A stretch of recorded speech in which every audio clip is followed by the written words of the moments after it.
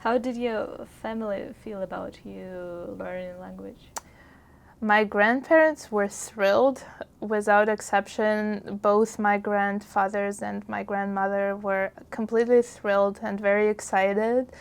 And they, I send them like whatever we learn, when we learn songs, when we learn poetry, like if there is something that I can send them, I just send them. I send them recordings of us singing songs in Yiddish, and they love it.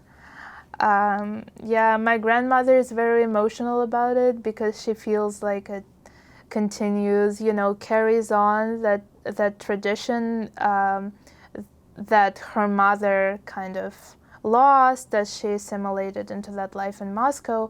But I was named after her mother, so she feels like it's very special that I'm learning Yiddish, which was her first language, and which probably, if she knew, if my great-grandmother, Chaya or Anna, knew that I would one day be, or her hypothetical great-granddaughter would one day be learning Yiddish, she would be extremely, extremely surprised, I think. Because for her, it was like she was aware that this lifestyle, and in part the language, is something that she was leaving behind, something that was, staying in the past. And so she would probably be very surprised, hopefully in a good way, that it's enjoying such a revival among young people today.